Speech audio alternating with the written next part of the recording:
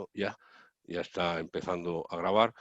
Reitero mi agradecimiento a Maribel Cintas, la descubridora, la mujer que nos puso en bandeja a todos la inconmensurable figura periodística humana, y también es como escritor, de Manuel Chávez Nogales, un masón republicano que siempre será masón y siempre será republicano y será la norma para entenderlo en su obra.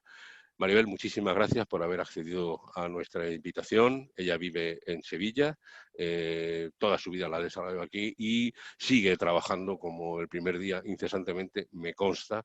En realidad no sé de dónde saca esa fuerza y ese vigor una mujer tan entregada a resolver todavía las incógnitas que quedan de Manuel Chávez Nogales, un hombre que pasó de España en el 38 al destierro en Francia, hasta que en el 41 los alemanes entran en París y él se marcha a Inglaterra hasta mayo del 44, cuando se preparaba para regresar a la Europa continental con los soldados ingleses y murió de una peritonitis y está enterrado allí. Por favor, ruego a quien sea que apague el micrófono que estamos entrando, y ahora sí, me callo, cedo la palabra a María Isabel con el máximo agradecimiento. Después abriremos turno de palabra. Cuando quieras, Maribel, muchísimas gracias por haber accedido a nuestra invitación. Buenas tardes. Buenas tardes a todos. Antes de entrar en materia, pues quiero mostrar mi agradecimiento especial a Antonio Manfredi y a esta logia Ariadna y pedir disculpas por todos aquellos fallos que mi exposición tenga por ante personas entendidas en masonería, emitir opiniones que rocen este tema, pues puede llevarme por caminos un poco equívocos. Ante todo me gustaría recordar también que la recuperación de Manuel Chávez Nogales, a la que se ha referido Antonio, ha partido de la edición en 5 tomos de la obra narrativa completa y la obra periodística, publicado por la Diputación de Sevilla, donde se ha presentado toda la producción de Chávez Nogales hasta hoy conocida y divulgada. Son ediciones de los años 1993, 2001, 2009 y 2013, de las que me encargué. Yo he querido realizar un trabajo filológico al buscar y escudriñar la obra del periodista, limpiar, cotejar las varias versiones y procesar los textos. Querido reflexionar sobre los escritos y sus mensajes, arreglando con todo ello muchas páginas de crítica y de erudición. Por eso intentaré definir a Chávez Nogales hoy, tras su recuperación, solo cuando doy por concluida mi investigación, aunque la recogida de datos no haya finalizado, y por ello, una vez más, el punto sea suspensivo y no final. Pero ya con la seguridad de poder presentarlo en pocas palabras. Hoy, por tanto, para definirlo, atendiendo a su obra, empleo una mezcla de calificativos que son su explicitación personal y mi constatación en la secuencia de su trabajo vital. Esas palabras son periodista, liberal, republicano, pequeño burgués y masón. El orden de colocación y la interacción entre ellas no altera el resultado, sirve tan solo para intentar explicarlo y explicarme. En primer lugar, la consideración de Chávez Nogales como periodista es quizá el punto de arranque, tiene que ser el punto de arranque de su definición. Fue avanzado en lo que podría o debería llegar a ser el periodismo. Se formó en la mejor y la única escuela entonces posible, en su momento, la familia y la redacción. Su padre, Manuel Chávez Rey, era redactor del Liberal de Sevilla, aunque sus trabajos periodísticos,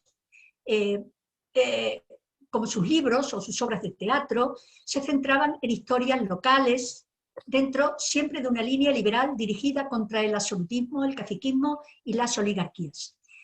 Desde muy joven su hijo Manuel le acompañaba a buscar documentación a los archivos sevillanos, como eran la Academia de Buenas Letras, el Círculo del Marqués de Saint-Clair, el Ateneo de Sevilla, o lo que valió a Chávez Rey ser nombrado cronista oficial de la ciudad de Sevilla. Con Manuel, con el padre, el joven Manuel presentó o frecuentó la redacción de los periódicos sevillanos, El Liberal y El Noticiero sevillano. Tal vez habría que pensar en que el padre le hacía tomar nota en los archivos tal vez le inclinó a redactar algo como ayuda, o tal vez el mismo joven se mostró hábil, predispuesto y encantado. El caso es que el ambiente de las redacciones, la celeridad de la noticia, el olor de la tinta, el tacto del papel, quedan para siempre grabados en su mente cuando se abre a la profesión. Quien lo probó lo sabe. Pero un joven de 13 años, de 14 años, hace una lectura de lo que ve distinta de la que hace un adulto. La universidad donde Manuel se matriculó le interesaba muy poco. Le interesaba la redacción, la rotativa, eso sí le interesaba. Y el trabajo que deja su padre con su muerte prematura lo toma y culmina el joven Manuel sin solución de continuidad. Su modelo o su referencia no es solo su padre, sino que en su propio ideario de modelos de la profesión ocupa también un lugar preeminente su tío José Nogales, que también fue director del Liberari, un modelo de periodista. Así que un padre periodista, Chávez Rey, un tío periodista, José Nogales, un abuelo pintor de temas costumbristas, Chávez Ortiz se llamaba, todavía hoy no suficientemente reconocido por la sociedad sevillana, que le debe la confección del primer cartel de la Feria de Abril. Entonces, hablamos de un periodista, pero con peculiaridades. Un aspecto importante a destacar en las maneras periodísticas de Chávez es su creencia al texto bien escrito, la corrección y la sencillez en el lenguaje y en la esencia pedagógica, rasgos que son la marca o las marcas de sus trabajos. Se formó en un periodismo que tenía una fuerte impronta literaria, pero que inmediatamente le llevó a dar el salto al periodismo de información. Decía, voy a hacer una cita, hoy, decía Chávez Nogales, hoy para ponerse a escribir ante el público hay que disculparse previamente por la petulancia que esto supone.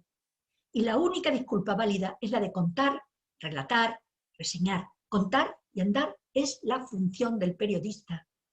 Un periodismo nuevo, discreto y civilizado que no reclama la atención del lector, sino es con un motivo. Contarle algo, informarle de algo. Termina en la cita.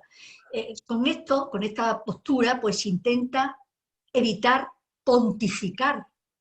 Siempre rechazó las consignas, confiaba en la capacidad de los españoles para optar tras la reflexión y el análisis. Declaraba tener la intención de, decía, avivar el espíritu de mis compatriotas y suscitar el interés por los grandes temas de nuestro tiempo. Y Galdós aparece como referente en sus documentados reportajes, y Baroja también aparece con su inmediatez, bañada del sentido del humor, y otra nueva influencia, Valle Inclán, con esos toques esperpénticos con los que a veces es imprescindible y obligado a contemplar el devenir de la historia. He calificado a Chávez Nogales en segundo lugar de liberal. Respecto a este liberalismo de Chávez no podemos perder de vista, pues, en primer lugar, la distorsión a que esta palabra liberalismo, así como los términos de la ideología liberal, han sido sometidos. Hoy el liberalismo es un movimiento básicamente sustentado en principios económicos y al que las derechas hacen gala de estar adscritos, no digamos nada los que se llaman liberales en la extrema reacción. Derechas que se ven a sí mismas como progresistas, sin tener en cuenta que los principios ideológicos que sustentaron el pensamiento liberal hasta aproximadamente la mitad del siglo XX no son respetados por estos nuevos grupos. Porque si para los antiguos liberales el ser humano ha de producirse como ser autónomo, capaz de ser tolerante con su semejante, ha de manejarse en el terreno de la racionalidad justo hasta el límite en que comience el terreno del prójimo. Si no cabe en él la manipulación de la verdad con fines partidistas o de grupo, ni la distorsión de los hechos con vistas a obtener réditos. Si, como apuntaba Francisco Laporta en un artículo del País en el año 2006, que decía que el liberal es veraz, independiente, imparcial, dado engañar, presentando solo una parte de los hechos, medias verdades o simples mentiras, Y si también un liberal se caracteriza ya a simple vista por su profundo respeto a las ideas ajenas, entre otras muchas consideraciones morales que nos llevarían a movernos en ámbitos complicados, podemos concluir ya de entrada que el peso moral de la ideología liberal que nos ocupa es tan amplio y estrecho que nos lleva a dejar de lado una buena gama de comportamientos sociales, no digamos políticos y económicos, en el mundo actual. Los liberales, al igual que los masones, que se autodenominaban liberales, y aquí encontramos su primera conexión entre los rasgos con los que defino a Chávez, los liberales tenían como principio fundamental la defensa de la libertad de conciencia y de pensamiento, la tolerancia religiosa y de ahí, como consecuencia, la laicidad de la enseñanza. De ello se desprende la libertad política, la libertad en la adscripción o no a un partido político. De Chávez nunca se ha sabido de militancia política partidista alguna, quizá también para preservar la línea centrista, en el sentido de equilibrada, del periódico que dirigió durante la República, que se llamaba El Diario Ahora. Otro aspecto era el republicanismo. Para entender ese republicanismo de Chávez, debemos retroceder de nuevo a su formación. En paralelo con su aprendizaje como periodista, el joven Manuel ya acompañaba a su padre en las búsquedas, como hemos dicho, de los archivos, y poco después, con apenas 14 años, comenzó a colaborar en la prensa. En estos años, el ambiente de Sevilla pone cara a la reacción en una España anquilosada, monárquica y caciquil, en la que, sin embargo, algo empieza a moverse.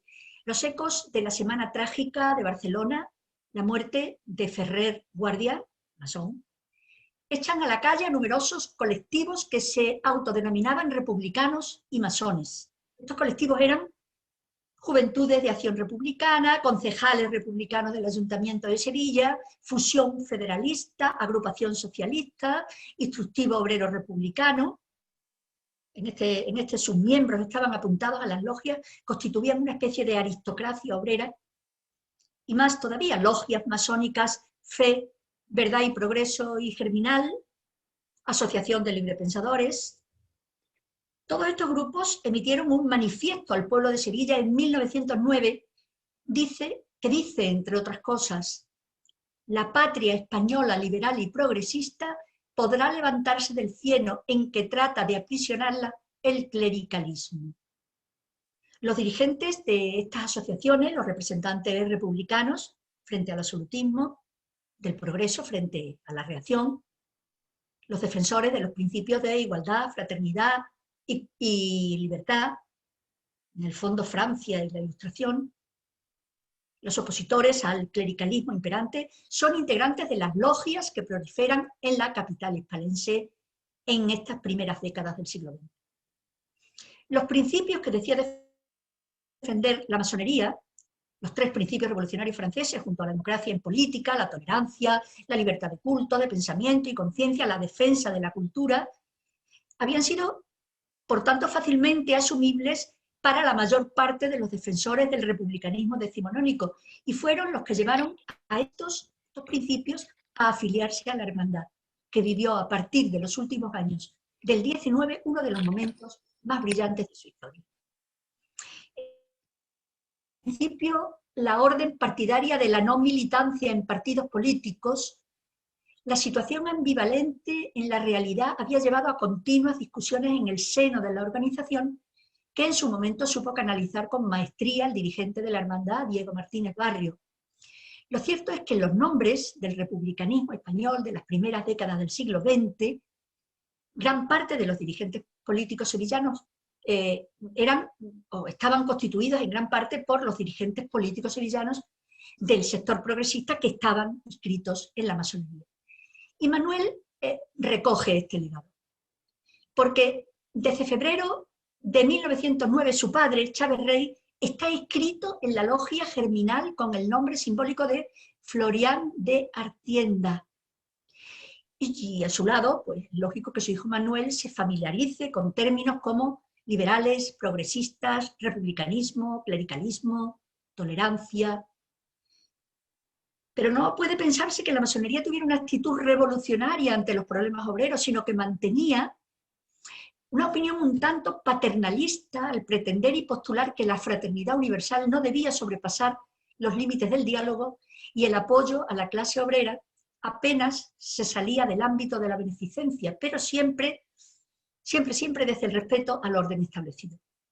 Las normas de la orden, entre ellas la recomendación de que los inscritos tuviesen fondos para hacer frente a eventuales ayudas, aparte de saber leer y escribir, hacían posible la presencia de una cierta aristocracia obrera a la que Chávez Rey, el padre de Chávez Nogales, pertenecía.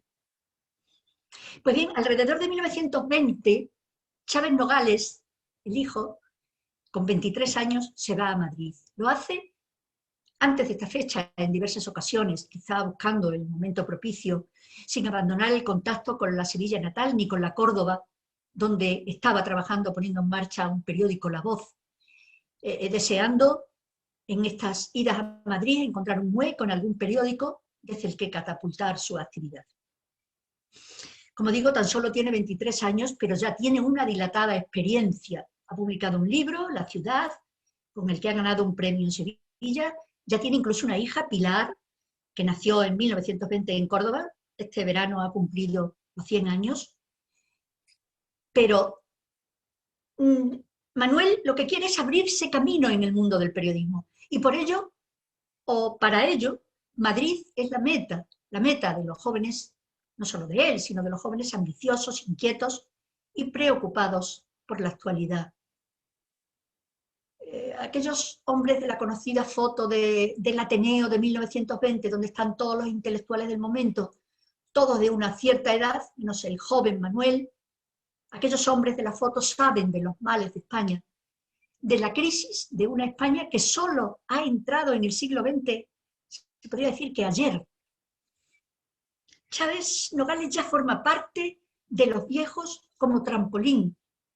Él nunca abandonará a Galdós, incluso hace declaración expresa de ser su discípulo en una conferencia que más tarde tuvo lugar en Londres en el año 43. Pero su sitio, el sitio de Manuel, está con los jóvenes en la búsqueda de la regeneración de una España debilitada por las oligarquías, cercenada por los caciquismos y corroída por maneras políticas y sociales, pues decimonónicas y tanto o mucho anquilosadas. Por tanto, hijo y sobrino de periodistas, educado en la redacción de becas y archivos sevillanos, como antes he dicho, Manuel forma parte de una clase media en profunda crisis y es integrante de una clase intelectual inerme ante el desmembramiento político de la pérdida de las colonias y con pocas vías de escape hacia horizontes más amplios.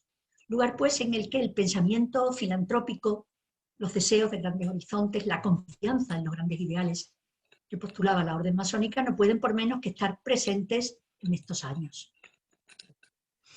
Aunque no militó, hemos dicho, la decisión de los liberales de izquierda de integrarse en la Liga para los Derechos del Hombre y de los Pueblos, la participación, por otro lado, efectiva en la revista España como referente de los principios masónicos, son dos hitos anteriores a su toma de postura decidida a que le inclinaron los acontecimientos políticos. Los dirigentes del Gran Oriente Español eran claros referentes del liberalismo. Augusto Barcia, Hermófilo de Buen, Martínez Barrio. La dictadura de Primo de Rivera, que va de 1923 a 1930, como es sabido, periodo oscuro como pocos, o como tantos otros de la historia de España, quizá fue la causa que por oposición propició el ascenso de una masonería beligerante y combativa frente a un sistema político dictatorial, situación que fue para aún más destructiva al implantar una censura de libros y de prensa que, como todas las censuras, pudo anestesiar hasta el extremo. La inscripción de Chávez Nogales a la masonería tuvo lugar en 1927, precisamente el año en el que el número de inscritos en las logias de Madrid crece notablemente a costa de intelectuales y profesionales, en especial la logia Danton, en la que se inscribe. 1927 es un año significativo y ejemplar desde el punto de vista literario, pero también a nivel personal, ya que este año logró el premio periodístico más importante del momento, el premio Mariano de Tavia, que consiguió además con un reportaje significativo, el realizado para cubrir la aventura aérea de una mujer, Ruth Elder, que fue la primera en atravesar el Atlántico en solitario y con la que tuvo ocasión de viajar desde Lisboa, lugar de llegada de la aviadora, hasta Madrid, donde fue aclamada. Tiene especial interés la atención que Chávez presta a los vuelos aéreos en un momento decisivo de la aviación y confecciona un reportaje para hablar de la hazaña de una mujer, feminismo y aventura, por tanto, riesgo y actualidad, reportaje y primicia, elementos ya de por sí suficientes para clasificar a Chávez Nogales. Pero volvamos un poco atrás.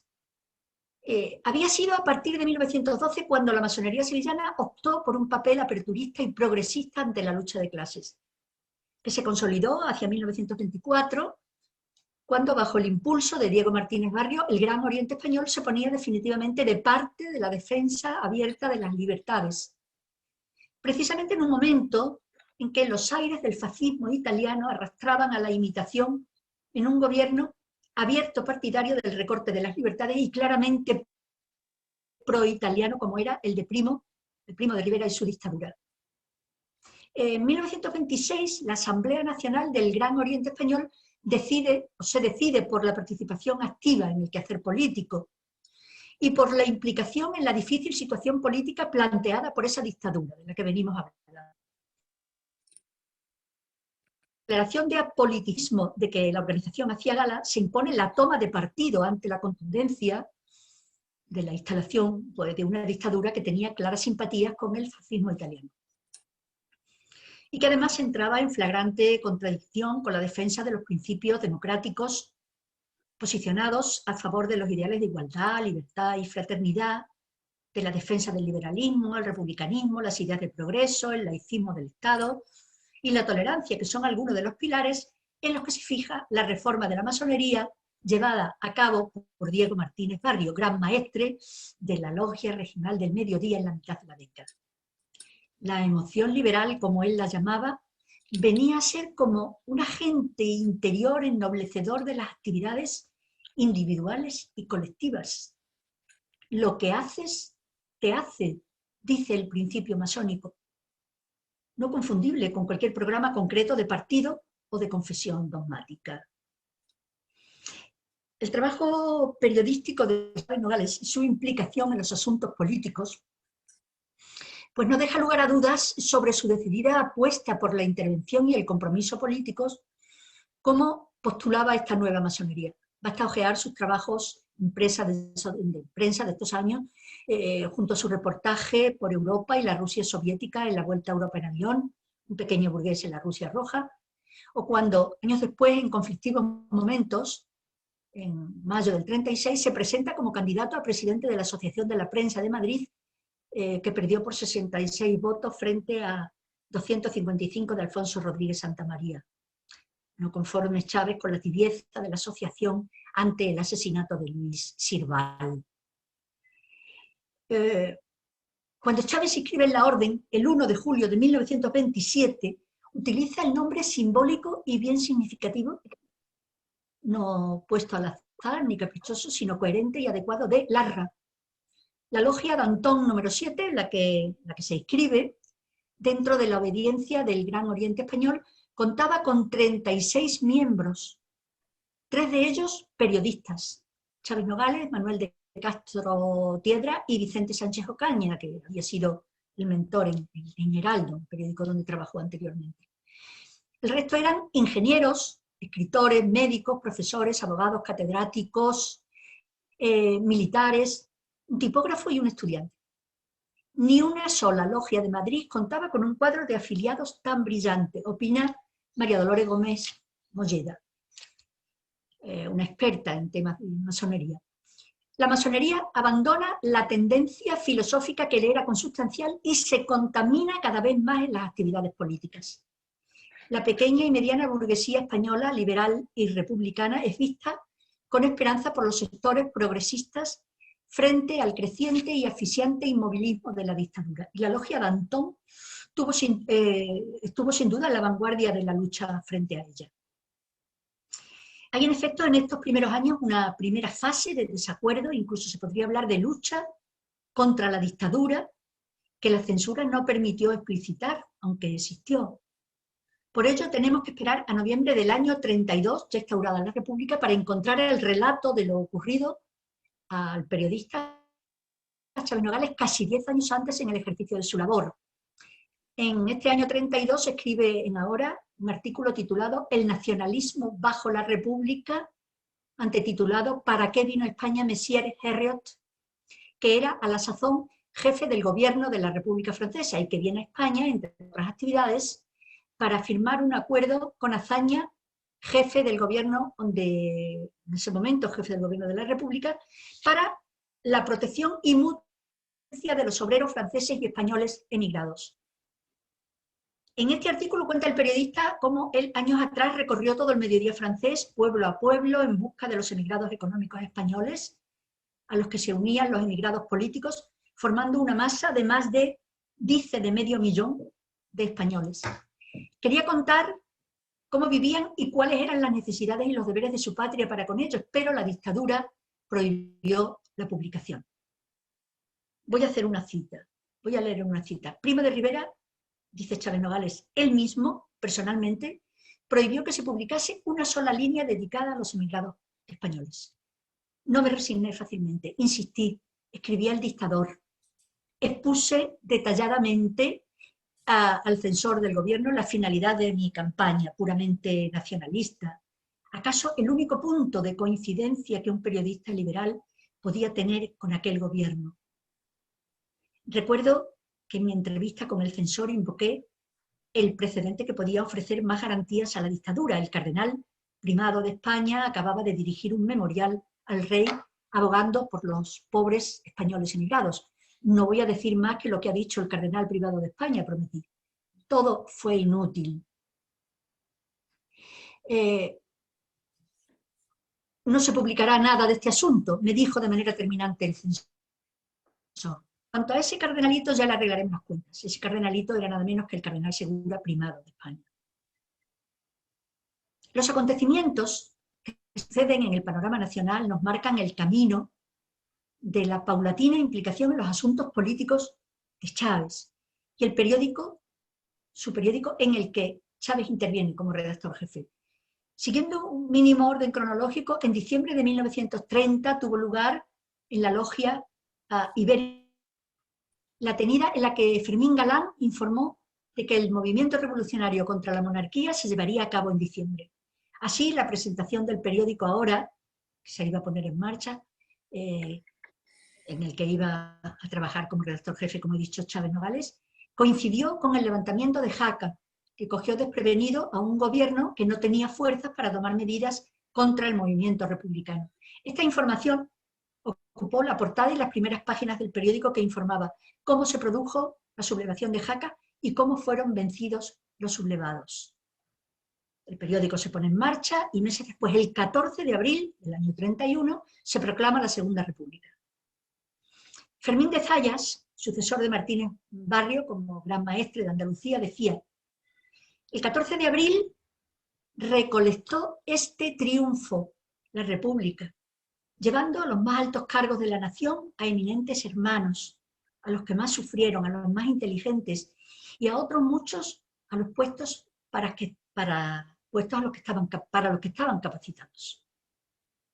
En efecto, en el cuadro de los ministros aparecía Marcelino Domingo, que había sido fundador precisamente de la logia Danton, habiéndose iniciado en la misma también el ministro de Fomento, Álvaro de Albornoz, Fernando de los Ríos, también se había inscrito en la orden, Giral, ministro de Marina, o el propio Azaña.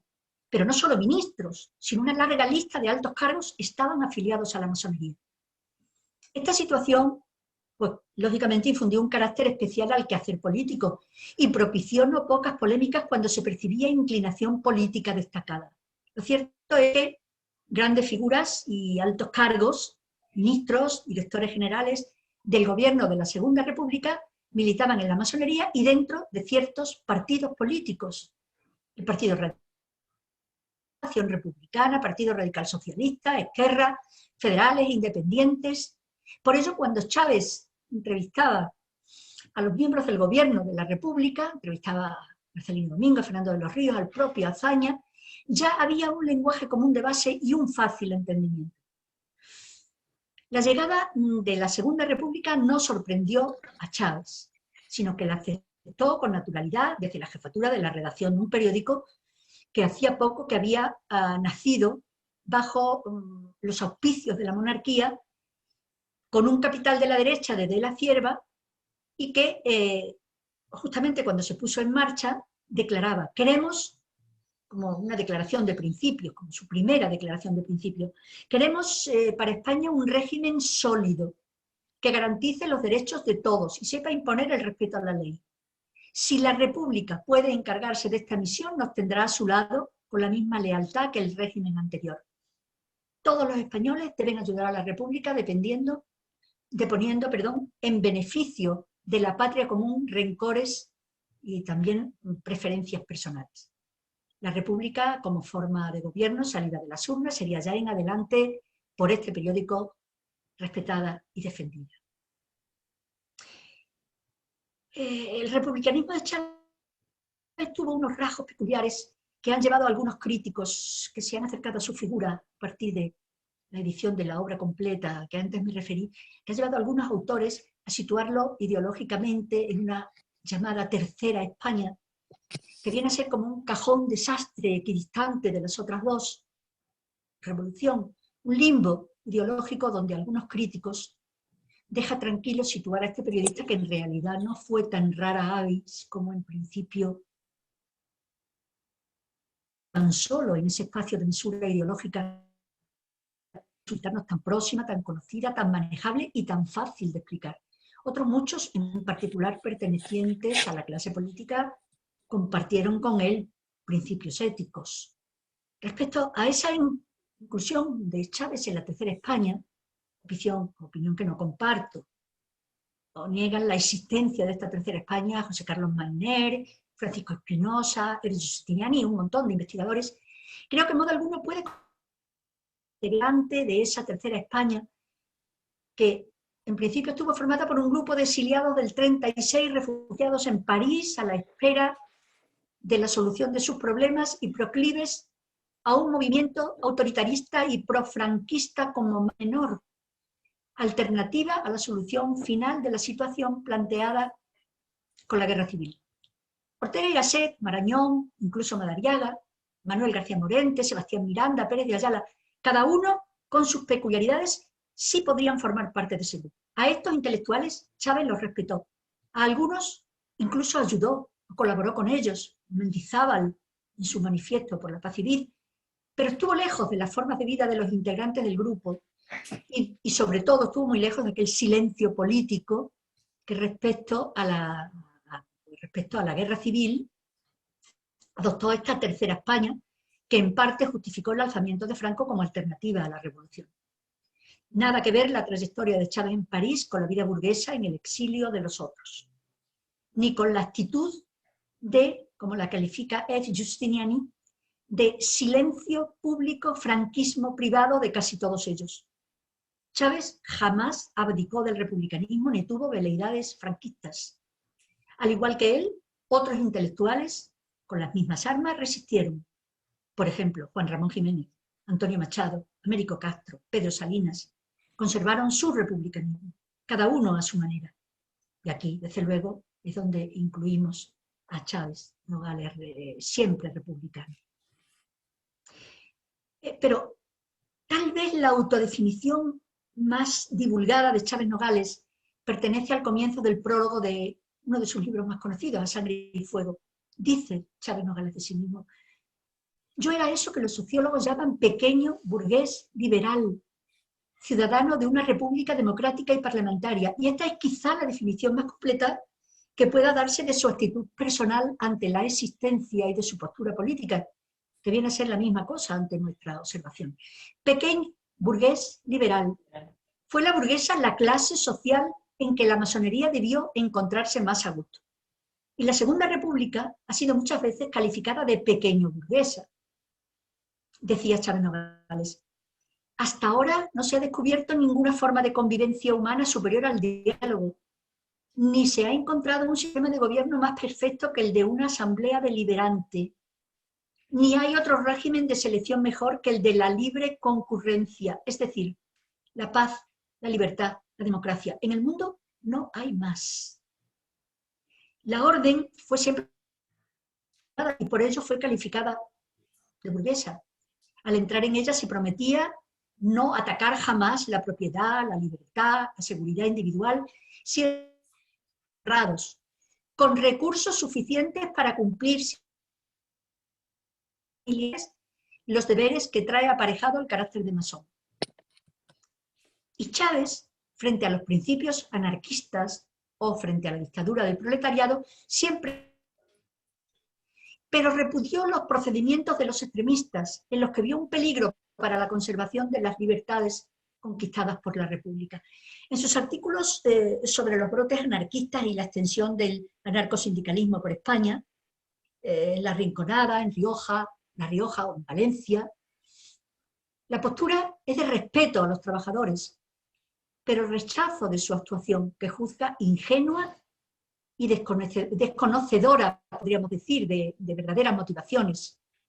Decía, esto es todo el anarcosindicalismo andaluz, la bravata impresionante de los que, teniendo la suficiente sensibilidad para percibir la injusticia social, son incapaces de una reacción inteligente, de una actuación social lógica, perseverante y tenaz, virtud o vicio de nuestra heroicidad racial. Es más fácil ser héroe un día que hombre durante toda la vida. Y llama la atención su ecuanimidad, porque la independencia no elimina la ideología, su ecuanimidad en el análisis lejos de extremismo, tanto frente a la reacción como a la revolución. Todo revolucionario, con el debido respeto, me ha parecido siempre algo tan pernicioso como cualquier reaccionario, decía. Y respecto a la revolución de octubre en Asturias, hecho cubierta por Chávez para su periódico Ahora, su opinión es muy similar a la de otros masones. Comprensión hacia la respuesta del pueblo ante la injusticia social, pero postura contraria a las maneras radicales, a la llamada revolución, en que se habían desarrollado los acontecimientos. En su viaje por la URSS declara no estar de acuerdo con aquellos sistemas políticos que pretenden acabar con los logros del bienestar de la sociedad burguesa. Por su parte, Chávez fue uno de los periodistas medio de un periodista, era de 300 pesetas, se llegó a cobrar 2.500, viajes y reportajes incluidos. Aparte, fuera de esas 2.500, ¿no? Durante el tiempo en que se editó Ahora, que fue de diciembre de 1930 a noviembre del 36, habitó con su familia en la planta alta, amplia y confortable del edificio donde estaba la empresa Rivadeneira, la que editaba el periódico, en la Cuesta de San Vicente, en una casa que el mismo Baroja que la frecuentaba confesó envidiar. Sus hijas, las hijas de Chávez, como las de las familias adineradas y progresistas, se formaban en un internado inglés y muchos escritores, Namuno, Valle, Baroja, Madariaga, Marañón, tuvieron ingresos dignos gracias a las maneras empresariales de Chávez. Decía Unamuno, de los libros se puede comer, pero si se quiere cenar hay que recurrir a la prensa. Y siempre que tuvo responsabilidades, Chávez pagó más que nadie a redactores, gráficos, fotógrafos y personal de máquinas, a los que respetó en igualdad de condiciones, lejos de diferencias ideológicas y primando ante todo la profesionalidad. Respecto a la Iglesia y sus relaciones con el Estado, el periodista mantuvo la postura que era habitual entre los intelectuales masones, mantenimiento de la laicidad, reafirmando lo civil sin negar lo religioso. Propugnar un Estado laico y la separación de Iglesia y Estado. Consecuentemente, secularización de las instituciones y de las órdenes religiosas, lo que conlleva necesariamente la apuesta por una escuela laica y gratuita, como dice María Dolores Gómez Molleda. Cito: la agencia hispana mostraba una clara oposición al clericalismo de la etapa anterior, sin dejar de valorar, o por lo menos sin desvalorizar abiertamente, los sentimientos religiosos del país, mostrando hacia la Iglesia como institución un respeto enraizado en sus convicciones democráticas. Y esto es lo que hizo Chávez: rechazar el comportamiento ultramontano de algunos ambientes, como se ve en los relatos más conocidos de Sangre y Fuego, el titulado La gesta de los caballistas, y celebrar, por otro lado, y comprender la religiosidad popular, ejerciendo una crítica social consecuente. Y esto lo vemos en su reportaje sobre la Semana Santa de Sevilla y sobre la Romería del Rocío, titulado precisamente Andalucía roja y la blanca paloma, romería que se celebra en vísperas de la Guerra Civil.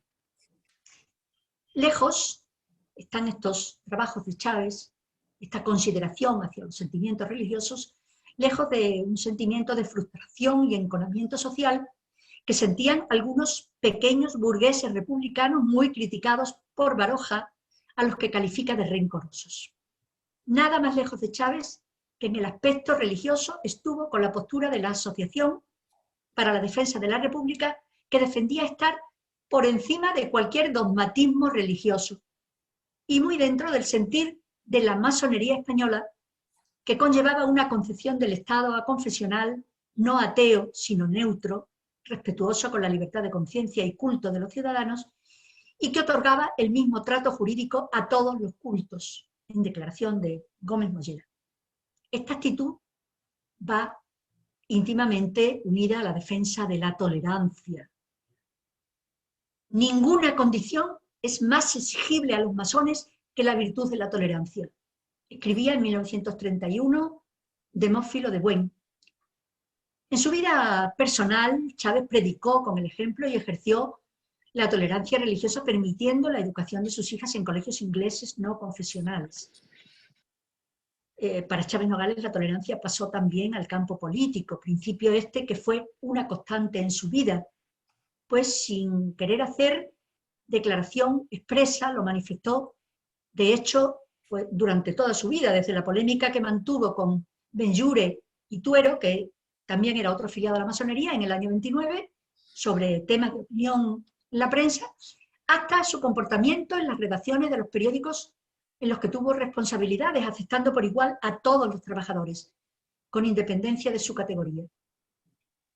O el hecho de tener el mismo trato ya en 1936 con trabajadores de distinta orientación política, respetando ante todo su profesionalidad. Y por último, ya en el exilio, su deseo de entendimiento, viene a corroborar esto que estoy diciendo, deseo de entendimiento que algunos han tildado de ingenuidad, entre vencedores y derrotados de la guerra civil. Sea nuestra orden lazo de unión entre los hombres que hoy pugnan desde campos distintos por hacer una nueva España más justiciera y más limpia, decían las declaraciones masónicas. Porque si bien podemos afirmar que Chávez Nogales estuvo de acuerdo con algunos de los principios más sólidos de la institución masónica, no podemos decir que comulgara de forma incondicional con la orden, ni defendió públicamente sus opciones, ni colaboró a su propaganda o propagación, ni se sometió a su disciplina, ni se diatribas y discusiones por mantener su respectivo ámbito de influencia, por ejemplo, el Gran Oriente Español frente a la Gran Logia Española, por citar solo a los dos grupos más significativos. No hay una sola referencia en sus escritos a cuestión partidista. Son tan solo sus principios generales los que le interesan, y a solo ellos se acoge. Desconocemos si durante su exilio en Francia e Inglaterra entró en contacto con masones de otros países que tal vez pudieran haberle prestado ayuda, pero sí se rodeó y protegió a masones exiliados, con los que mantuvo contacto. Y lo cierto es que el gobierno de Franco lo tuvo por masón en activo, como veremos ya un poco más adelante, ya terminando. Y lo cierto también es que se declaró expresamente como los masones pequeño, burgués, liberal, como ellos, defendió en su obra los ideales de la democracia, la defensa de la cultura, el laicismo y la firme oposición frente a cualquier fanatismo, fuera religioso o político. Y además nunca se dio de baja en la orden, nunca se retractó. Como ya dijimos, cuando Chávez, dijimos antes, se vio abocado a elegir un nombre para su adscripción a la masonería, tomó un nombre que fue toda una declaración de principios, eligió el nombre simbólico de Larra. Los masones tomaban el nombre del personaje con el que creían tener alguna concomitancia, o al que querían imitar, o hacer, o aquel cuyas virtudes o rasgos admiraban. Larra había sido un escritor admirado por su padre, al que dedicó estudios sesudos, en los que pudo haber intervenido el joven Manuel. Larra había sido periodista y había concebido la tarea periodística desde el más radical compromiso. Había partido siempre de la contemplación del entorno que analizó y desmenuzó en sus artículos, y había sido muy crítico con una España a la que amaba, pero desde la crítica y el análisis. Larra fue afrancesado y Chávez fue admirador de Inglaterra, europeísta, al fin. Sin quererlo, ni obviamente buscarlo, se colocó en el mismo punto de arranque y abocó al mismo final que Larra, que decía: ser liberal en España es ser un exiliado en potencia. Y sufrió el exilio y la muerte en soledad en Inglaterra.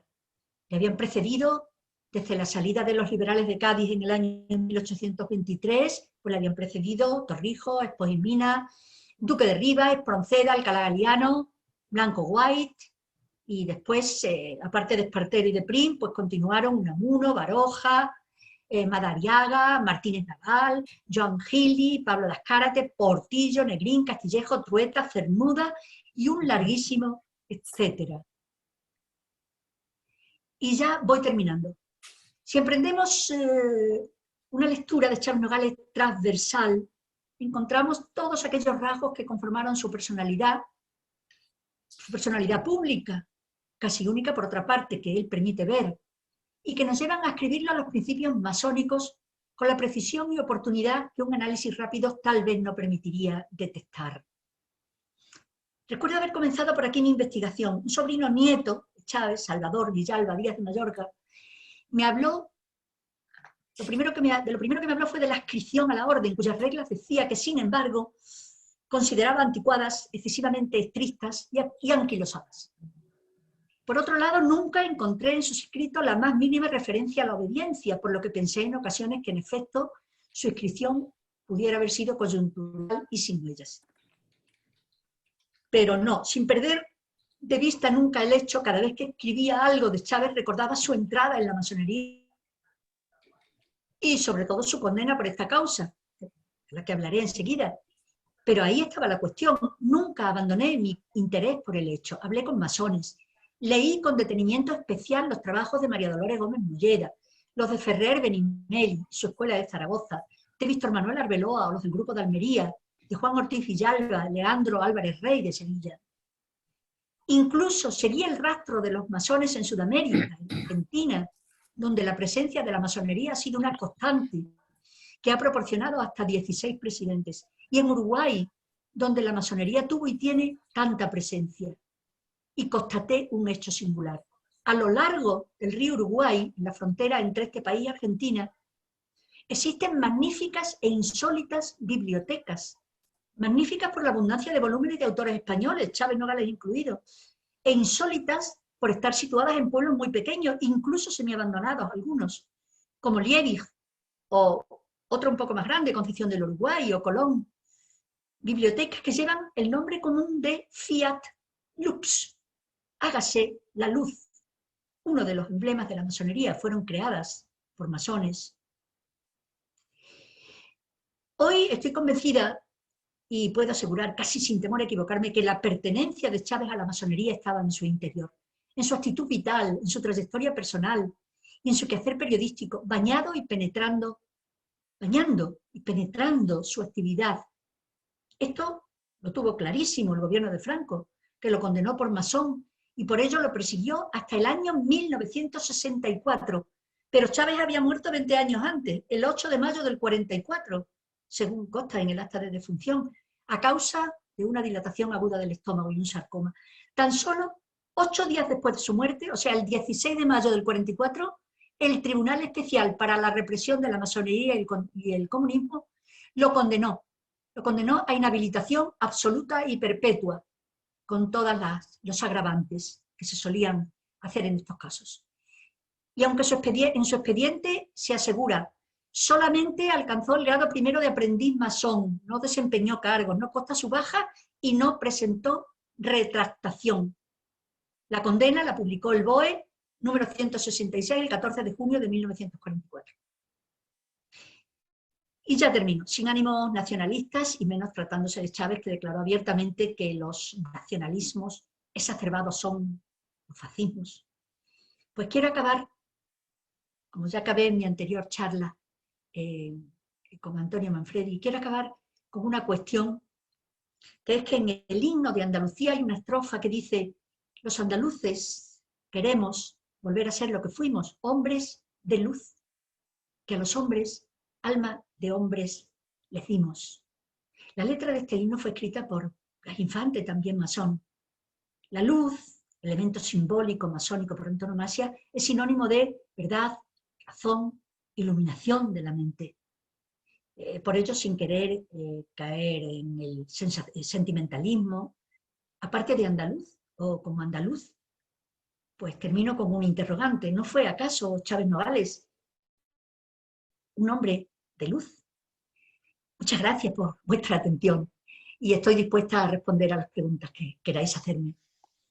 Muchísimas gracias, Maribel, un placer. Te hemos escuchado ensimismados. Aquí está el sonoro aplauso que te dan los asistentes a esta charla. En estos momentos somos 32 personas, 31 escuchándote. Sí. Así que son ahora mismo las 8:06. Vamos a dejar a abrir un primer turno de palabra. Creo que estoy viendo a todo el mundo que tenga puesta la cámara.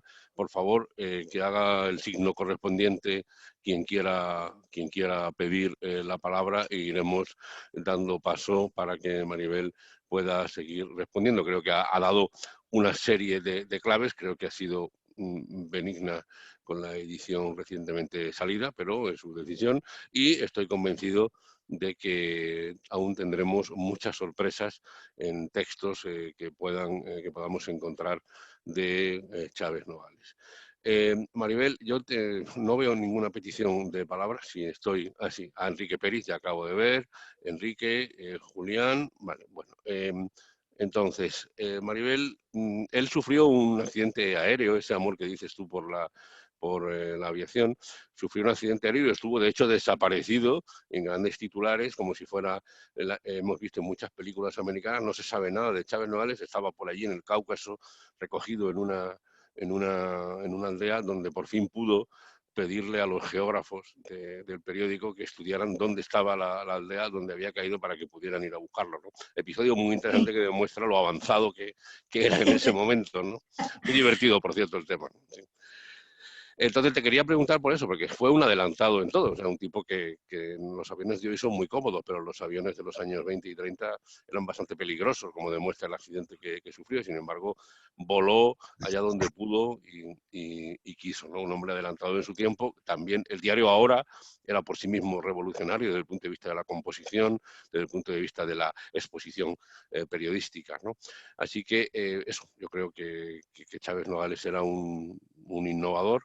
Así que te quiero preguntar con claridad, periodísticamente, ahora te pido como tu opinión periodística, ¿tú crees que estamos ante también un renovador y incluso un creador de un estilo periodístico del que luego se han apropiado otros autores y otras generaciones en los años 60 y 70? Pues a propósito de esto que te estás diciendo, efectivamente fue muy arriesgado. En primer lugar, causó una gran sorpresa en los ambientes madrileños que Chávez Nogales alquilara un Skynsor, que era la avioneta que utilizaba normalmente, un biplano, un biplaza, un avión biplaza, que normalmente llevaba las ventanas abiertas porque volaba a muy alta altura, y llamó muchísimo la atención que utilizara este medio para ir tras las noticias. No era habitual que esto se hiciera. Y además eran unos vuelos muy arriesgados porque finalmente pues, aterrizaban pues, de una forma aleatoria. Casi nunca aterrizaban donde se habían propuesto ni de la manera que se esperaba.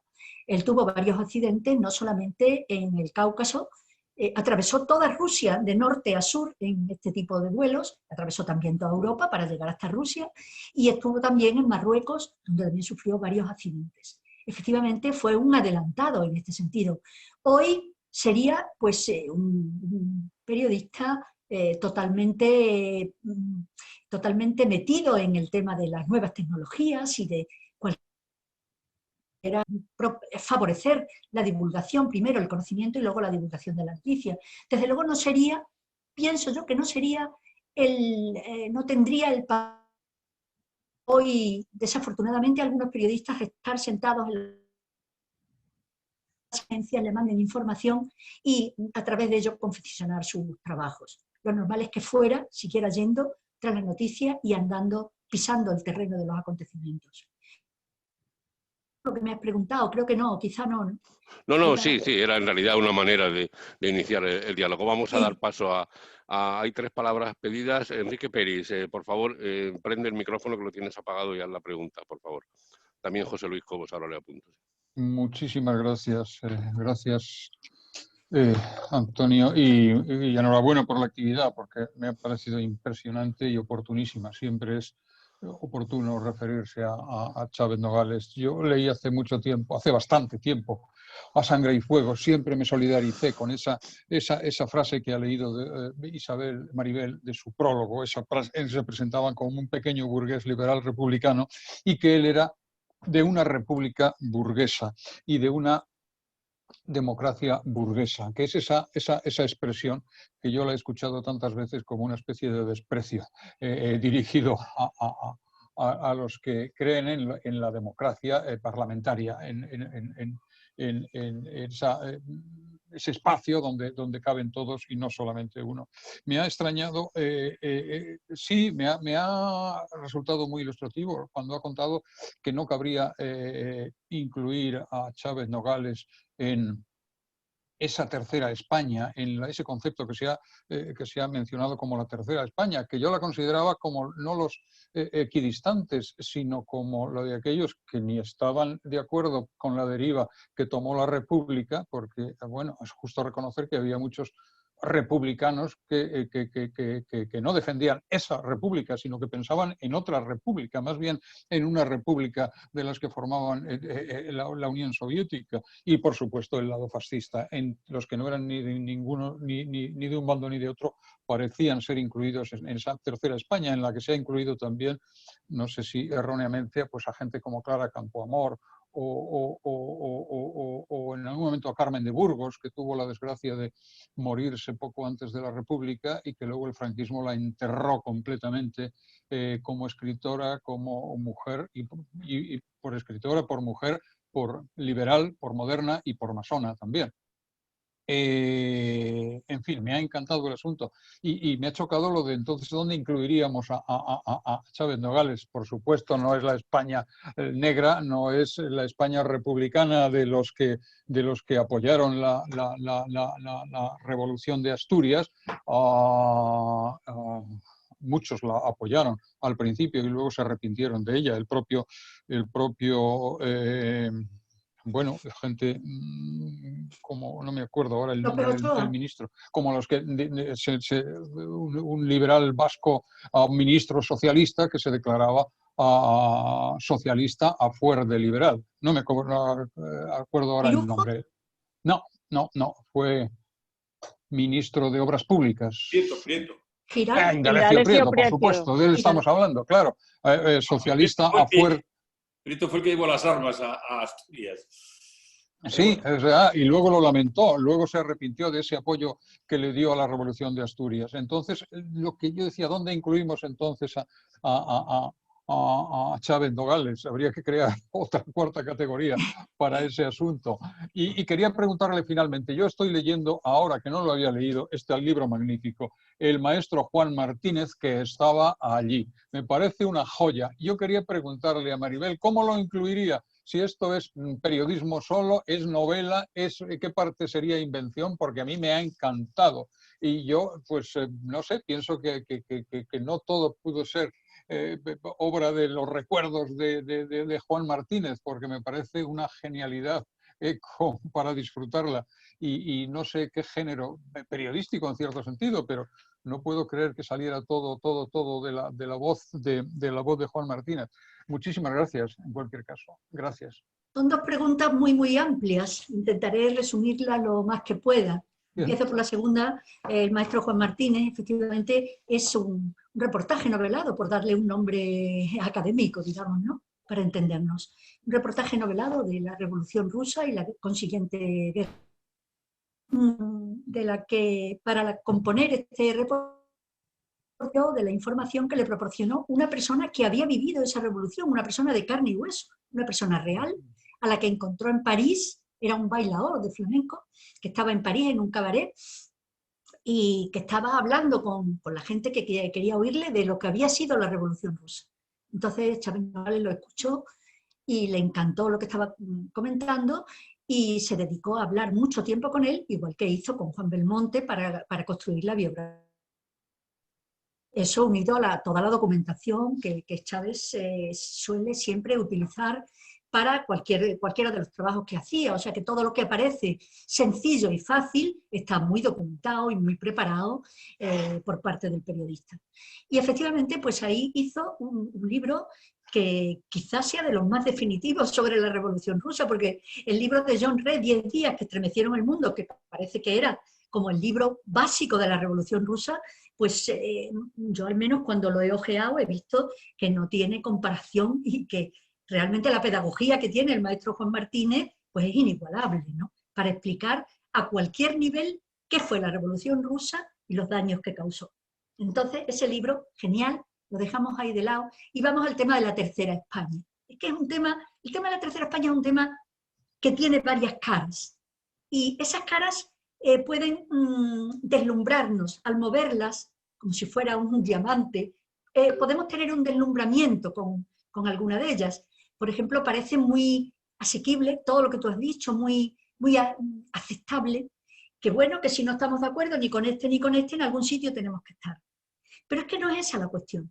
En España hubo un gobierno republicano salido de las urnas, proclamado como tal gobierno y aceptado por la nación.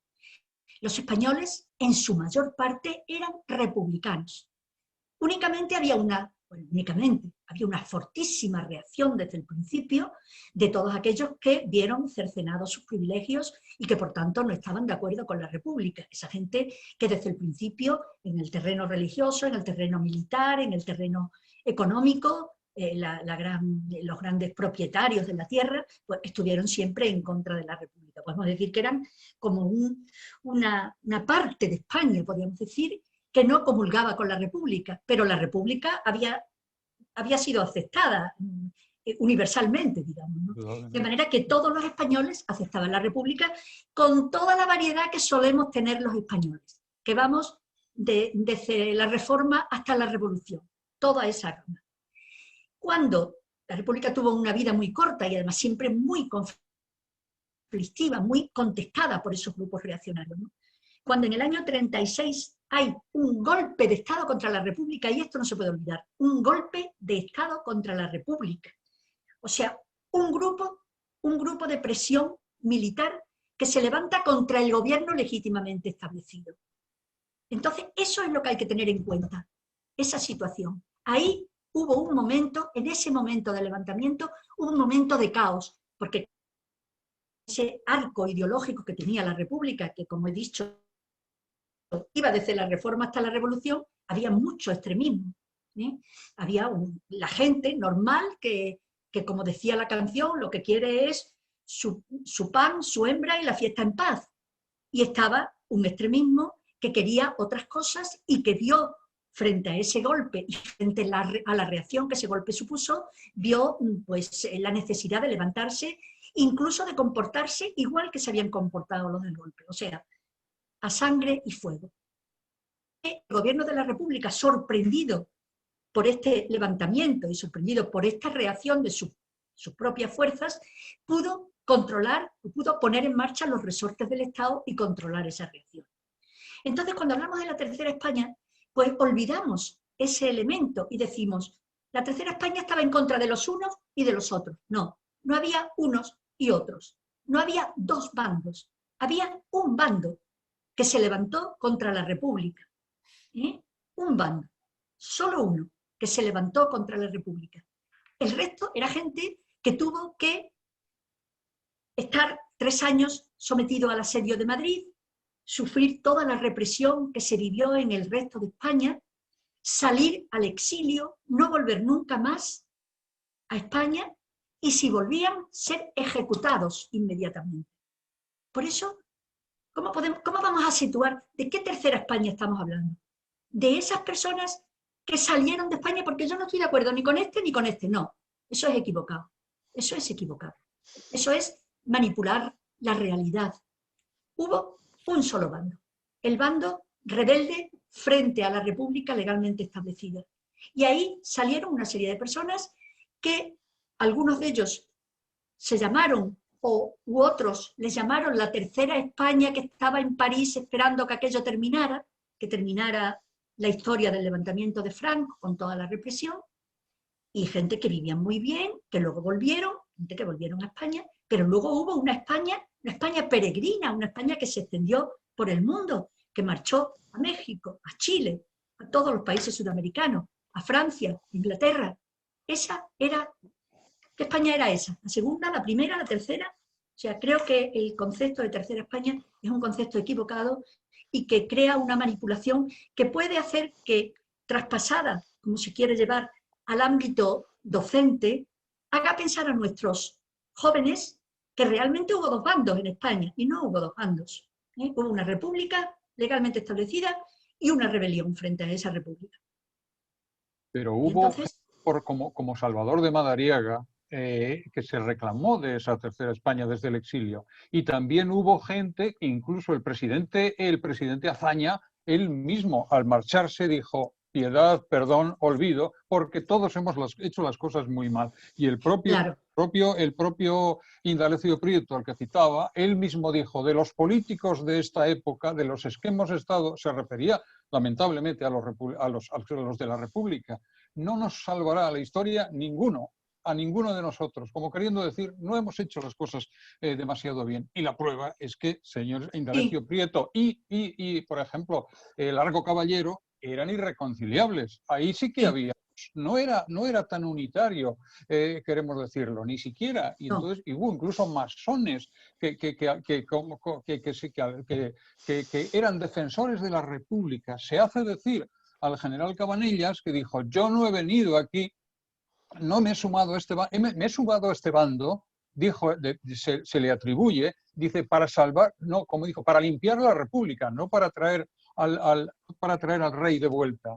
Por lo tanto, no era ni un bando era con otro. Eso forma parte, entre otras cosas, está en la película de Amenábar sobre el pobre Unamuno, que él sí que no tenía, era muy mayor ya en ese caso, y él sí que no estaba ni con los unos, con H, ni con los otros. Por eso me da la impresión de que es lógico no hacer los bloques tan unitarios, pero perdona por pretender argumentar, porque me he pasado muchísimo de banda y ya cierro mi micrófono. Gracias. Muchísimas gracias. Vamos a seguir. Solamente quería puntualizar una cosa, que las palabras de Azaña, paz, piedad, perdón, no son las palabras de un vencido, sino de una persona generosa. Hay que verlas desde esa óptica, ¿no? Y que efectivamente hubo mucha contestación y mucho enfrentamiento incluso entre los propios vencidos, digamos, ¿no? Y se puede argumentar, es eterna la argumentación en un sentido o en otro. Pero mucho cuidado con este aspecto que yo quería señalar, con el aspecto que al hablar de Tercera España como que nos queremos limpiar de cualquier responsabilidad y ponernos en el bando de los buenos. Nosotros hoy, por ha subido para colocarnos hoy nosotros, no para colocar solo a personas republicanas, sino para colocarnos nosotros. Nosotros somos de esa tercera España, que no estamos de acuerdo ni con un extremo ni con otro. Sí, vale, pero es que hay que notar que unos y otros no eran iguales y además eran opuestos. Unos eran los que iban en contra de los otros. Y ese sentimiento de, bueno, no sé, como de apagar la verdadera situación que provocó la guerra civil, todo ese panorama inmenso, cada dirigente era una facción, ¿no? Ese panorama, quitarlo de en medio con el simplismo de decir nosotros no pertenecemos ni a estos ni a los otros. Bueno, un poco salirse por la tangente de la responsabilidad, pienso. Gracias, Maribel. En estos momentos ¿No?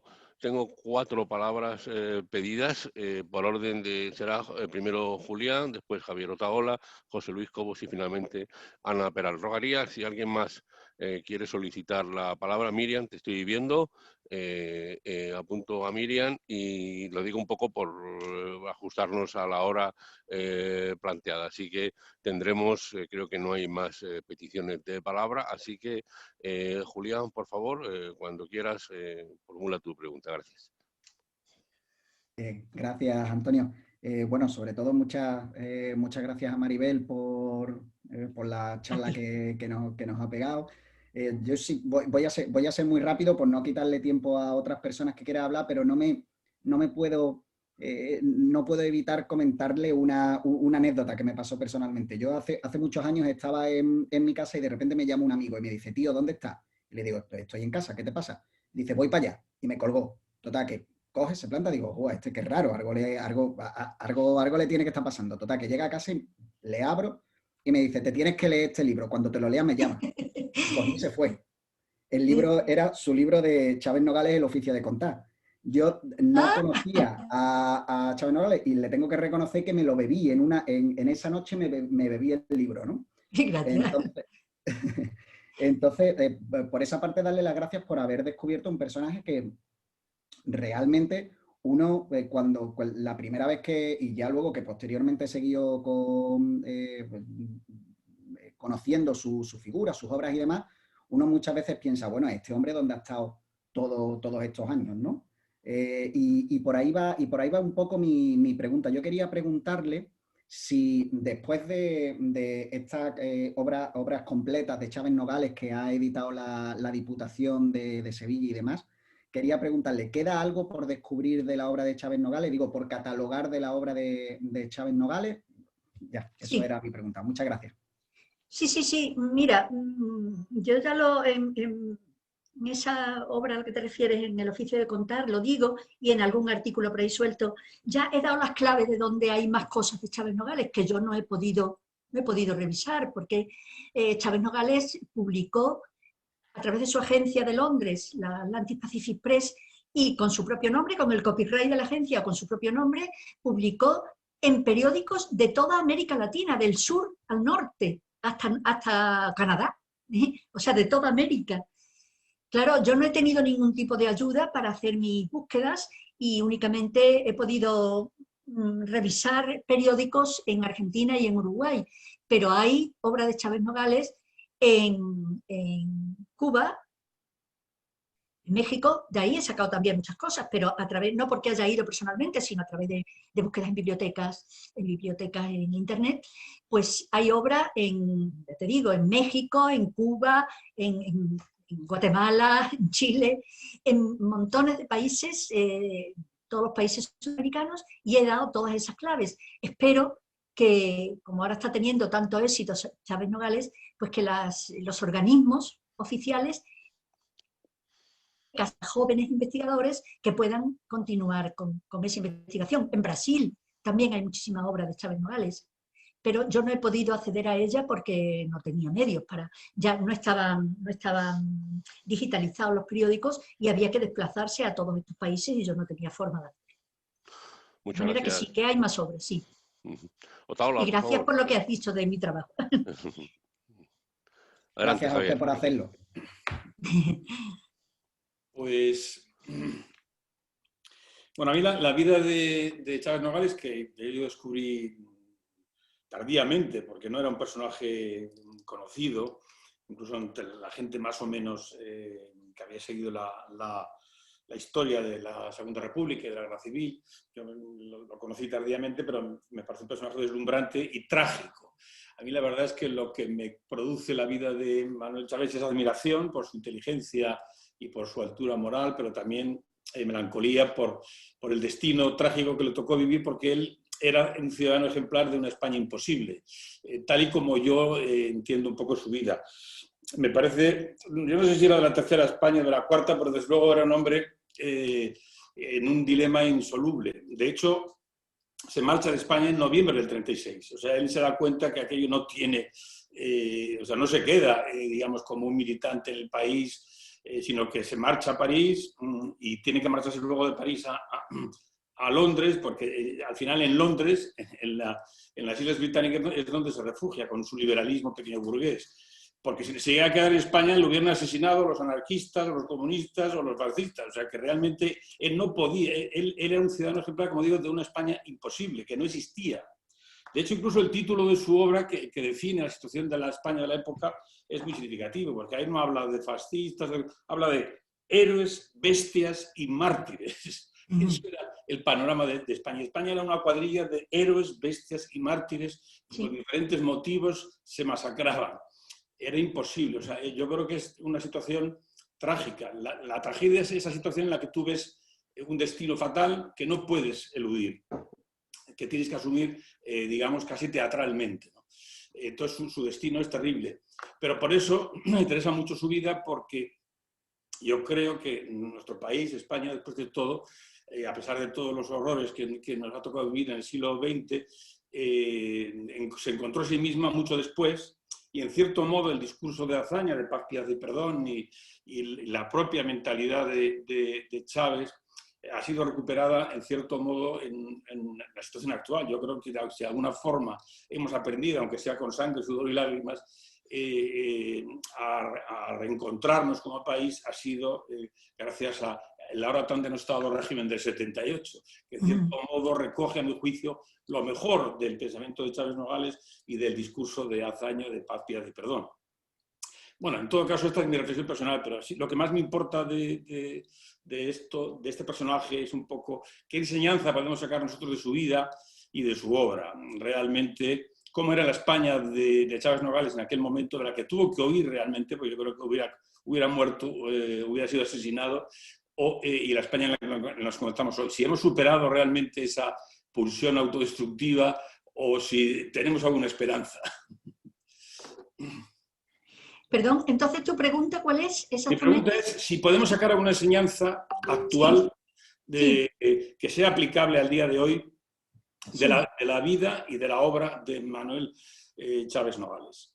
Claro, claro que hay mucha enseñanza. A mí sobre todo me interesa mucho la proyección en la gente joven, porque en el periodismo joven, más en concreto, porque quizá el periodismo esté un poco huérfano de referentes, ¿no? En este momento digital que estamos viviendo, y pues eso, en la manera de entender la función periodística de Chávez Nogales, su manera de trabajar el periodismo puede ser modélica o por lo menos ilustrativa para los jóvenes que están empezando a trabajar en esta profesión. Cómo hay que informarse de la noticia, cómo hay que ir tras ella, cómo hay que manifestarla, cómo hay que transmitirla. Y a la gente en general, pues realmente nos enseña algo que nosotros estamos aprendiendo en nuestro propio ser, que es ese equilibrio que nos sitúa entre lejos de extremismos y centrados quizá en un pensamiento pues recuperador de valores, recuperador de principios y sobre todo recuperador de un elemento fundamental al que me he referido cuando he hablado antes, que es el diálogo como arma, el diálogo como forma de entendimiento. Ahora hay como una tendencia en la sociedad española, se está viendo en los últimos tiempos. De hecho, pues hay una serie de hechos que confirman lo que voy a decir. Inés Arrimada ha regalado las obras completas de Chávez Nogales a un presidente autonómico, queriendo un poco manifestar que Chávez Nogales es el ideólogo de un movimiento o de un partido centrado o de centro o algo así, ¿no? Bueno, ojalá ese centro fuera posible, ojalá fuera posible una línea concordante o un elemento que unificara por medio del diálogo y que anulara el pensamiento de los españoles. Ojalá fuera eso posible. De todas formas, no creo que esa acción que ha emprendido Inés Arrimada sea muy a propósito, porque no es el partido adecuado para hablar de ese centrismo y de estas cosas todos esos principios que hemos ido desgranando a lo largo de la charla. Pero el equilibrio en la concepción del momento que estamos viviendo, pues es fundamental. Y resolver ese equilibrio o poner en marcha ese equilibrio necesariamente tiene que utilizar el entendimiento. Necesariamente tiene que huir de la descalificación, de la brusquedad, del enfrentamiento irracional y pasar al ámbito del diálogo y de las buenas formas, de las buenas maneras. Quizá Chávez Nogales sea un ejemplo de ello, ¿no? A Sangre y Fuego es un libro donde Chávez Nogales se presenta aspectos de la realidad española donde el bien o el mal aparecen en todos los sectores de esa sociedad. Y, por tanto, plantea una postura de comprensión y de entendimiento de ese equilibrio, ¿no? entre extremos. Muchas gracias. No sé si he contestado a tu pregunta, pero... Sí, bueno, lo que pasa es que los vascos tenemos un refrán que dice que la paz del bueno dura lo que quiere el malo. Pues sí, pues sí. Que eso de decir que hay que ser buenos está muy bien, pero lo malo es cómo...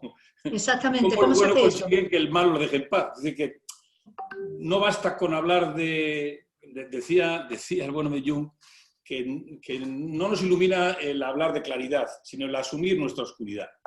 Yo creo que simplemente predicando las buenas maneras no nos libramos de la sombra que nos habita. Yo creo que esas pulsiones de desprecio del otro, de supresión del otro, de violación, están siempre en el ser humano. O sea que los problemas del ser humano no es que no tengamos claro que ser bueno es mejor que ser malo. El problema es que a veces, a pesar de que lo tenemos claro, nos sale rentable no cumplir esos principios, ¿no? Entonces, el problema es cómo gestionar lo que tenemos de oscuro. Porque si todos fuéramos tan buenos como Chávez Nogales, no habría problemas. Pero el problema es que no es así. No creo que sea cuestión de la bondad de Chávez Nogales, sino que la lectura de su obra puede aclarar, puede clarificar muchos aspectos de nuestro propio ser. Simplemente eso. La lectura de su obra. No el hablar de memoria de quién fue Chávez Nogales o de este u otro principio que nos sacamos de la manga como si fuera suyo, sino el profundizar en la lectura, profundizar en los temas que él trató. Pues, por ejemplo, hay un libro muy interesante de Chávez Nogales y del que no se habla mucho, que es La agonía de Francia. Ese libro que evidencia el comportamiento de los grupos sociales en los que nos podemos ver perfectamente retratados. Lo que él retrata es la caída de Francia a partir del pacto entre Pétain y Hitler, la caída en manos de Alemania y la vuelta de la espalda que Francia le vuelve a Inglaterra como bastión del mundo libre, aliándose con el nazismo. Ahí, eso es un fruto de una derrota militar, no es un acto voluntario. Bueno, fue un acto, ¿no? Achacó Francia en 2 meses. Fue un pacto sí, entre Pétain pero después de una ocupación, después Francia le declaró la guerra y sí. Alemania se zampó a Francia en 2 meses. Y una vez derrotada, sí, digamos... Pero ahí precisamente evento de las masas ante situaciones conflictivas, y ahí podemos vernos perfectamente reflejados. Cuando Chávez Nogales cuenta cómo el ser humano puede aceptar que se le quiten principios fundamentales, pero no que se le quite una línea de autobús. Es decir, que podemos pasar por encima de la emigración, podemos pasar por encima del pataleo a los derechos humanos, pero no soportamos que se nos en los supermercados. Entonces, esa reflexión sobre la esencia del ser humano son las que pueden ayudarnos a entendernos como personas, ¿no? Muy bien. José Luis Cobos, por favor. Enciende el micrófono, por favor. Bien, Adelante. ya está. Bueno, yo no tengo una pregunta, más bien tengo una petición. No sé si tendrás a mano un ejemplar de tu libro para que nos enseñes la carátula y también saber si existe una edición digital. Bueno, yo creo que sí, que está digitalizado. El libro se agotó hace años. Es este. El oficio de contar se llama. Pero de todas formas, como está agotado, lo que sí puedo decir es que estoy trabajando ahora en una nueva edición, algo ampliada y con una serie de elementos, porque este libro es del año 2011. Ya. Entonces, estoy preparando una nueva edición que posiblemente salga antes de octubre. Estamos trabajando en octubre. Vamos a celebrar aquí en Sevilla unas jornadas dentro de, si el tiempo lo permite, dentro de los cursos de otoño de la UNIA, de la Universidad Internacional. Ah, bien, sí, sí, sí. Unas jornadas dedicadas a Chávez Nogales y ahí queremos presentar este libro. Pero bueno, todo depende de muchos condicionantes que no están en nuestra mano. Vale, pues eso era todo. Muchas gracias. Muy bien. Nadie me ha preguntado, no sé si queréis hacer alguna pregunta más. ¿Hay alguna más? Sí, hay una pregunta más de Ana, así que adelante, por favor, Ana, formula tu pregunta. Abre el micro, por favor. Isabel, nada, bueno, por supuesto darte las gracias por la extraordinaria exposición y sobre todo por tu trabajo de todos estos años que nos ha permitido, bueno, a personas como todos los que estamos aquí acercarnos a la figura de Chávez Nogales. Yo, bueno, el primer libro que leí suyo fue la biografía de Juan Belmonte y cuando lo leía siempre me pareció que él entendía la tauromaquia simbólica, ritualísticamente, incluso como un trasunto de la vida. Pero luego alguien me ha dicho que bueno, pues que él no era cercano a la tauromaquia. ¿Sabes algo de eso? ¿Qué posición adoptaba él con respecto a este tema?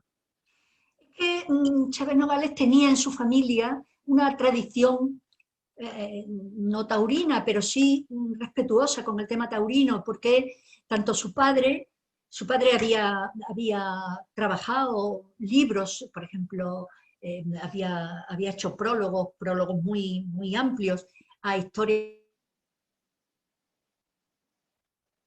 Chávez Ortiz había sido un pintor de escenas taurinas, de manera que el tema taurino, que además en los principios del siglo XX era un tema fundamental, tan fundamental como puede ser hoy el tema del fútbol, era la vida de los españoles. En algunos sectores el tema taurino pudiera tener. El caso es que a Chávez Nogales no es que le interesara el tema taurino, a pesar de en su familia por este tema, sino que lo que le interesó fue una persona, que fue el torero Juan Belmonte, que casualmente era torero. En realidad lo que hizo Chávez Nogales fue, desde el periódico en el que estaba trabajando, pues fue plantear a los lectores una propuesta. Que alguien hable de cómo era España hace 30 años, decía, o sea, de principios del siglo XX. Entonces, entre las respuestas que tuvo, le gustó mucho la respuesta que le mandó este torero, Juan Belmonte. Se puso a hablar con él, se entendieron los dos de maravilla y decidió utilizarlo, pues un poco como Belmonte es un poco la coartada que utiliza Chávez Nogales para explicar lo que él cree que debe ser la revolución. Tengamos en cuenta que Belmonte es un libro del año 35, de 1935, o sea, salió en los momentos más conflictivos de la Segunda República. Y entonces lo que hace Chávez Nogales es utilizar a este personaje, que era un personaje público del máximo fervor, la gente lo seguía a Belmonte, él se había retirado del mundo de los toros y había vuelto en ese año 35, Era un personaje que no podía andar por la calle porque lo iban acosando continuamente, la gente que lo adoraba, que lo reverenciaba. La vida de Belmonte es, para Chávez Nogales, el ejemplo de la verdadera revolución. La verdadera revolución no es la que pretenden los extremistas, estos extremistas de que hablábamos antes, que aparecían en el panorama español, sino que la verdadera revolución es la que hace el ser humano, dice Chávez Nogales, consigo mismo, superando sus propias aporías, sus propias carencias, ¿no? Y en este sentido, la historia de Belmonte es la historia de un hombre que, no teniendo cualidades personales para triunfar en el mundo taurino, acaba triunfando, no teniendo cualidades como torero, o sea, no tenía ni un aspecto físico adecuado para ser torero, ni un aspecto moral siquiera, porque no tenía fortaleza moral para enfrentarse al toro, y sin embargo acabó triunfando y sobreponiéndose a sus propias carencias, llegó a triunfar en el mundo del toro. Ese es el modelo que Chávez propone como alternativa a la revolución. El vencimiento de las propias limitaciones que llevan al éxito personal. Ese es el mensaje último del Belmonte de Chávez Nogales. No tiene nada que ver con los libros que se solían escribir en el tiempo de la torería o de los toreros pintureros, los toreros clientelistas que llevaban siempre a la clientela o a la gente que le apoyaba detrás. Belmonte no tiene nada que ver con esto. Es un personaje, además está descrito con un barniz intelectual muy importante, porque Belmonte era un hombre al que le gustaba mucho leer, ¿no?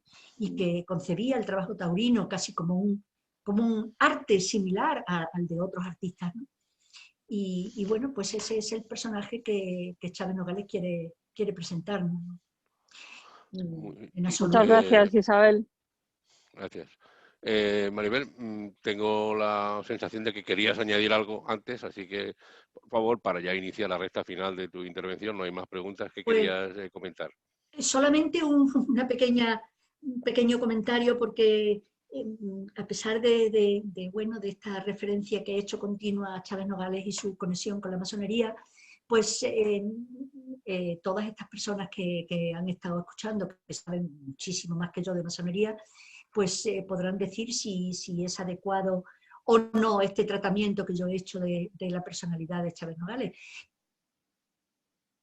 El hablar de la masonería de Chávez Nogales, que ya digo que Franco la tuvo clarísima, hasta el punto de condenarlo a través del Tribunal de Represión, y que eso ha sido la causa por la que Chávez Nogales no ha estado en la vida española durante todo el franquismo, pues el colocar a Chávez Nogales en este mundo de la masonería, o en estos principios o en estos elementos, como detentador de estos elementos de los principios masónicos, pues me ha servido o me ha hecho que a mucha gente no le guste, que lo encuadre dentro en este aspecto. Y en varias ocasiones ya me ha ocurrido pues que he sido casi vetada por decir estas cosas, y bueno, pues esto quería decirlo. Nadie me ha preguntado si he tenido algún inconveniente al hablar de la masonería de Chávez Nogales, pero vosotros sois conscientes de que hay una fuerte presencia de una opinión contraria a la masonería, que tergiversadora de los principios de la masonería, y que en lugar de estudiar qué es la masonería, pues se dedica a contradecirla, ¿no? Y en este sentido, pues quería señalar que puede tener, que para mí ha tenido alguna consecuencia negativa este aspecto. Gracias, Maribel, y ojalá que ese reconocimiento moral que te mereces en esta continuidad sea así. Yo creo que ya se ha dicho. Yo recuerdo tu conferencia, por ejemplo, en la Asociación de la Prensa de Madrid, que para mí me parece ante la Asociación de la Prensa me parece un compendio magnífico, donde sí hablas, por ejemplo, del carácter masónico.